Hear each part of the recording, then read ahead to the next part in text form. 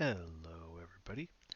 Today we're going to go ahead and we're going to take a quick look at how you debug your C# code in Visual Studio when running your game inside of Unity. Now, depending on what IDE you're using for developing your code for your Unity project, this might be a little different. There's three primary IDEs that people tend to use when working with Unity, and that is either Visual Studio, Visual Studio Code, or JetBrains Writer IDE. Now each one offers different pros and cons, but the probably most seamless software to use is Visual Studio. If you're on Windows or Mac, both of them have Visual Studio 2019 on Windows and Visual Studio for Mac on obviously Mac. Now, if you want to go ahead and you want to be able to debug your Unity code while it's running, all you have to do is open the project that you're working with and go ahead and double click the file, the code file that you want to go ahead and debug. Now it'll go ahead and open, in my case, Visual Studio, and this is the file that I chose to open, the inputwatcher.cs, and I want to go ahead and debug this line here. In my write event function, I have a line of code that says, okay, go ahead and write to the file this particular content. Now the question that I have is, I want to make sure that the write event is coming through because let's pretend there's a problem with my code. Now I would go ahead and go to this line and drop over here in the left-hand column, the second to last column of the window, a breakpoint on line 41. Now if you don't know what a breakpoint is, I explained that more in depth in just a general C# video. But what it does is goes ahead and tells the editor that when it hits this line of code to stop execution, switch over to the IDE, and let you inspect certain properties about your code while it's running. In this case, it would let me inspect the writer object, the event name. If there were any other variables inside of this function, I'd be able to inspect them. I can inspect global variables such as the log file name. I'll be able to inspect what that value is. Since it's coming from Unity, it may not be default logger.txt. Here's just some of the things you can do when you drop a breakpoint and go ahead and run your code. Now, you should know that when you drop a breakpoint, it's going to stop or break before it runs the line that you have dropped a breakpoint on. So it'll run line 39, 40, and then stop. And the breakpoint will then wait for me to go ahead and do whatever I want to do before it continues running my code.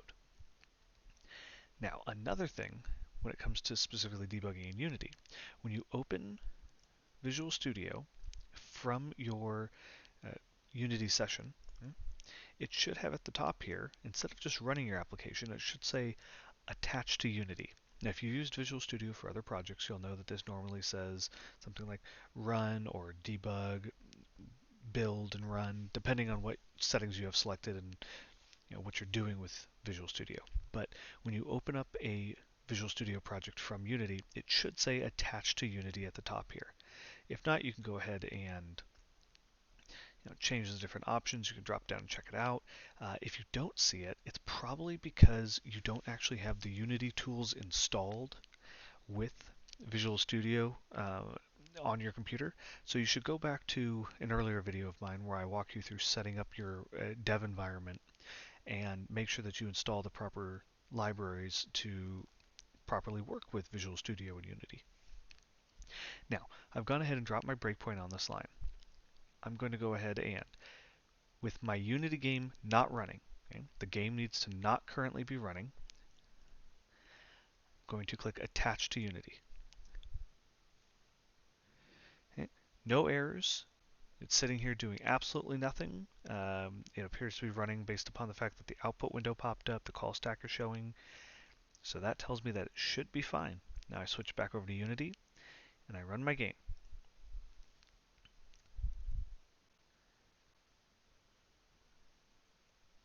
Now, you'll notice that it immediately shot me over here to the IDE and hit this breakpoint. That's because when my application runs, it calls the write event function and passes it the string opening application. I put my breakpoint in my write event function. Now I should be able to go ahead and mouse over to inspect what each of the different objects and variables inside my code are currently operating with. If I mouse over event name, you'll see that event name was passed opening application, the string. Move down here, sure enough, event name was passed opening application. The writer object, I can go ahead and inspect that if I want. Okay.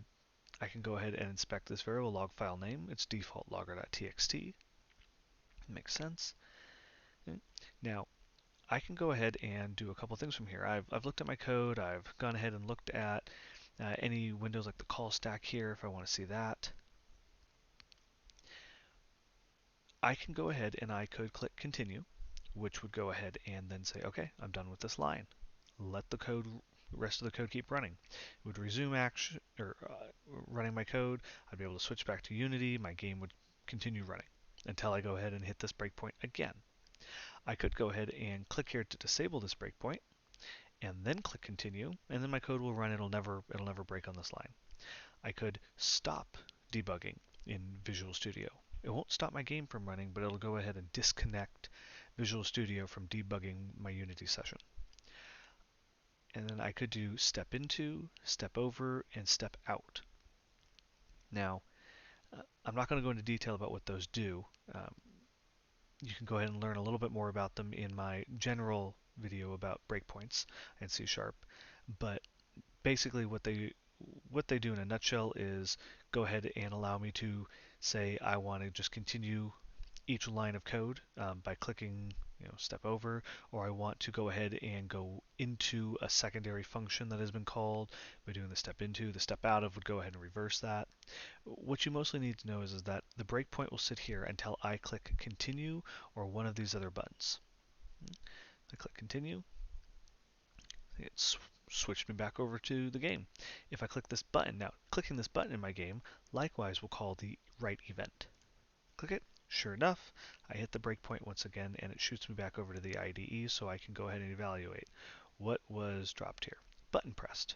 I can even go ahead and inspect the date time right now. Okay, you pressed it at 11:28:16 p.m. Look down at my clock. Yep, that makes sense. Great. I could click continue and I can go ahead and stop my game.